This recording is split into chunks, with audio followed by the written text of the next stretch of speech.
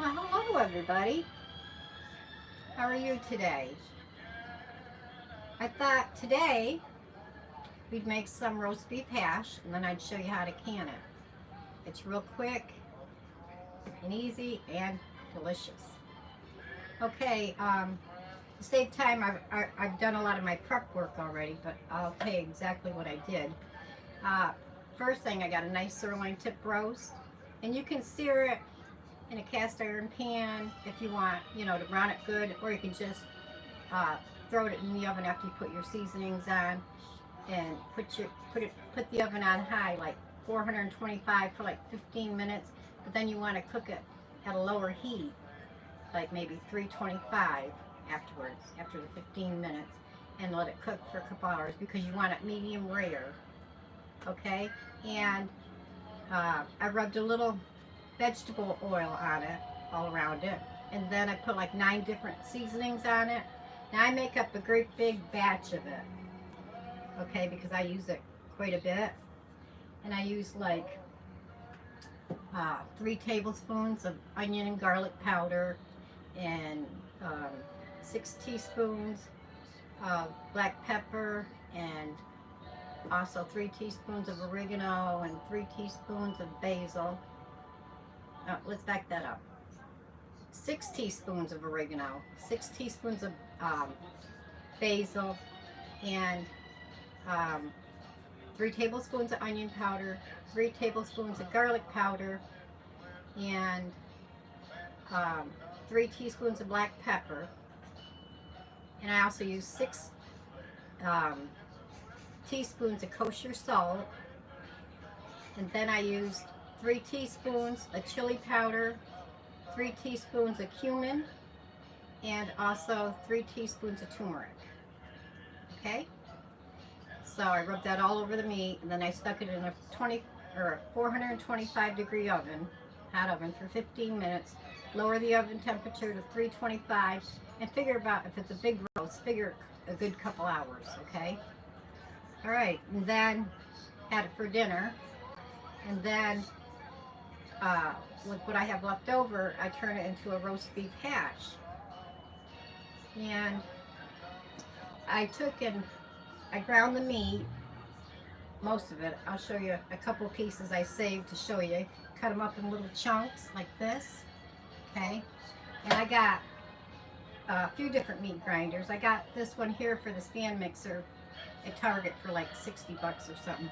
Okay, it's only a few pieces of meat. I'm going to show you how you grind it. So it's going to be noisy here for a second. It doesn't take long. Okay, just put your cubes of meat right in. See how it grinds it up really nice?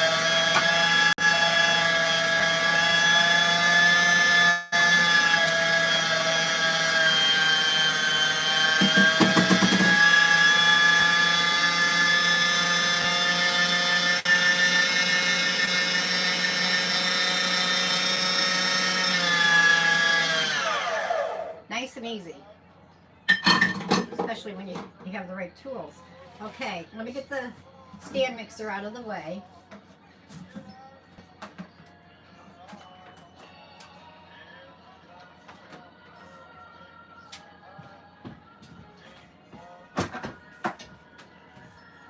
Okay, so now we have our roast beef meat all ground up nice and fine, okay? Set that off to the side. And usually when I cook my roast, I like to throw in potatoes and also carrots that I cut up. And then if I'm lucky enough to have any left over for the potatoes and carrots, I like to put carrots in it. A lot of people don't in their hash, and they find it kind of weird, but it not only gives it a pretty color, but it's one way of getting kids to eat the vegetables, right? I mean, don't overload it. I just do a few little carrots. If you can see, you want to cut up the potatoes really small, and I put just enough carrot in it to get, oh, let me see what that says. Oh, missed it. But anyway, just enough carrot makes it pretty, gives it a little color, okay? Like I said, it's a good way to get kids to eat their vegetables. And then If you don't have enough potatoes and carrots left over and you want to use carrots, then just afterward, just shred a couple because we're going to pressure can it and it's going to cook it anyway, okay? And I also throw on some potatoes if I don't have enough, and then when they're cooked, I just throw them right in, skin and all after I wash them, and then I just take a knife and scrape the skin off it. Quick, easy way to peel them, all right? Chop them up really fine, okay? Little small dice, all right? And then, if you're wondering, well, how much potato and carrot do I put in? Well, it all depends on how much meat you got. I don't normally do this, but I'm trying to give you an idea, and you can't see as good in the bowl. So what I'm going to do is I'm going to dump out what meat I have to show you the ratio of meat per potato, okay? Let me just set this over here for a minute. Okay, you see how much meat I got, okay? I'm going to spread it out. Now I'm going to take my potato with a little bit of carrot in it and just spread it over it. And see, I won't know until I get it all mixed in if I'm going to need more potatoes or not. But like I said, I just boiled some and quickly cooled them and set them off to the side. And if I don't need them, well, that's okay. You can use them to make a potato salad with, or heat them up and mash them, put some butter on it, some gravy if you got it, and or make home fries. That's things you can do with leftover potatoes. All right, let me get this bowl out of the way. Okay, so now I'm taking the potatoes, I'm spreading it over the meat, and I'm just going to mix it. And you'll be able to tell, you know, because you don't want just tons of just meat. You want to have the potato with it.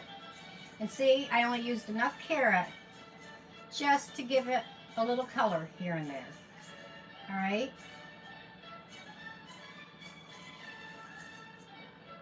Now that looks like it probably could use another potato. All right, so I'm going to cut up another potato.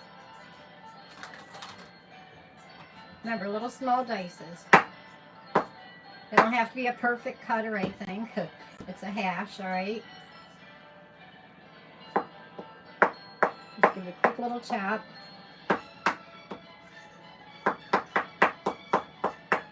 And for seasonings, we're just going to use salt and pepper and onion and garlic powder. And we're not going to put it on heavy because, remember, I've used 9 different spices already on the meat when I cooked it. So we get all that good flavor in the meat and with the potatoes and a little bit of carrot that's with it. Okay, that looks good. All right, so let me spread this out. Give another little mix. Okay, so see how it looks? Can you see that? All right. Now, like I said, don't salt and pepper it heavy because it's got the different seasonings already in it. A little garlic powder on it.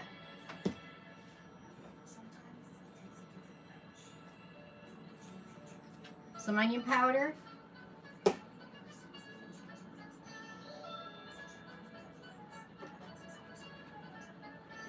Move these out of the way.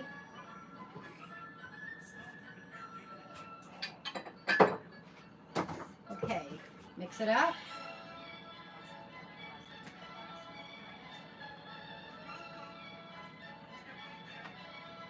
And you see how easy this is? And I'm telling you, everyone, it is so, so good. I remember years ago when they found massive tumors on my brainstem back there, and they had to remove it. And I was in laying down. My husband was getting worried because I didn't want to eat or nothing, and so he made up some hash. He's a good cook too, let me tell you. He made some hash. All you do is you put a little vegetable oil and butter in a frying pan and just throw it right in. Cook it till it's heated through, and if you want to make it a little bit crispy, you know, that's good that way too. You slap that on a plate, then he fried some eggs and put that on top of it with a few pieces of toast on the side. And he brought that into me, and I said at first, no, no thanks, I don't want to. I just want to just lay here and rest. Well, make a long story short, after I tried a tiny little bite, I ate the whole thing. And it's really, really, really good. Like I said, with the carrots, it's optional. I like to use them. Makes it a little prettier. All right, let me just quickly wipe down the counter.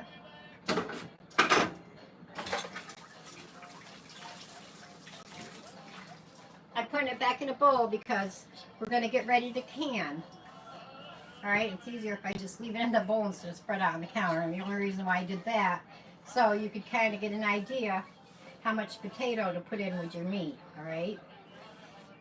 Now, get your pressure canner ready because you can't use a water bath canner because remember, it has meat in it. And anytime you use meat, you have to use the pressure canner, okay?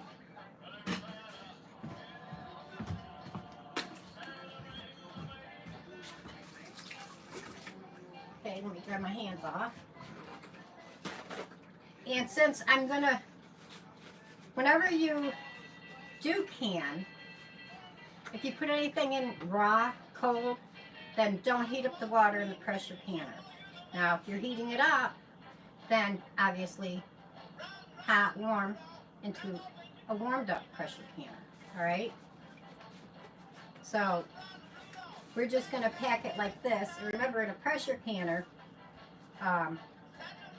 if this wasn't cooked, it would cook it anyway, all right? So I got my jars all ready.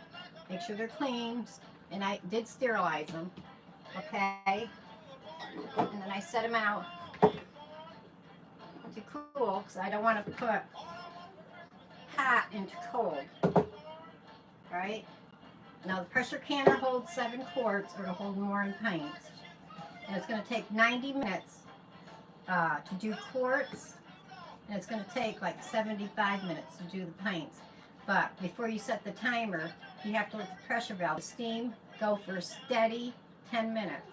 Then you can start the timer on it, all right? So now we got our jars.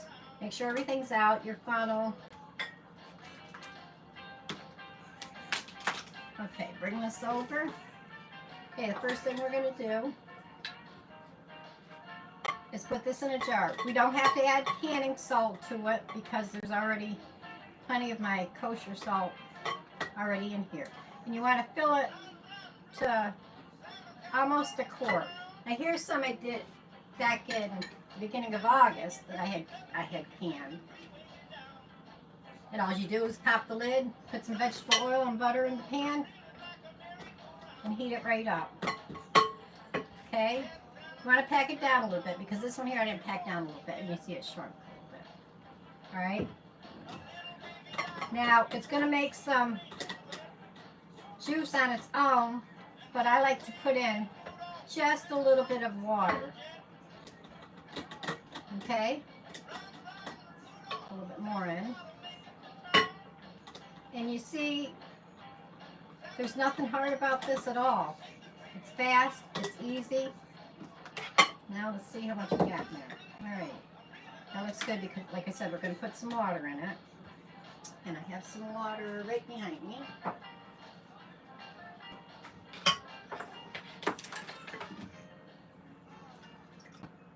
Just a little bit because it's gonna make juice and water on its own, okay? All right. Just push that down in. Just a little speck more water. Okay, and a little more of this hash. Just give a little push down. And if there's any left over, if I don't have enough to put in the canning jar, that's fine. We'll just cook it right up. Okay. That's good. It's an inch from the top. Then you want to make sure you clean the top of that jar, okay? Not that I spilled anything on it. It's a good habit to get into. You can use vinegar, white vinegar, all right? And then you're going to get a lid put on and a screw band. Now don't muscle it tight, just fingertip, and I just give it a tiny little nudge. That's it, okay? And there's one jar. I'll set to go in the pressure canner. So that's pretty much it. It makes a delicious breakfast, or you can even have a breakfast, a dinner with it. Like I said, throw it in a pan, vegetable oil and butter, fry it up. You can make it a little crispy if you want.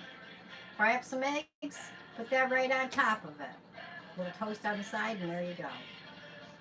All right, everyone. I hope you enjoyed this video. If you haven't subscribed, go ahead and do that, and leave me a comment or a thumbs up. Let me know how I'm doing. Okay?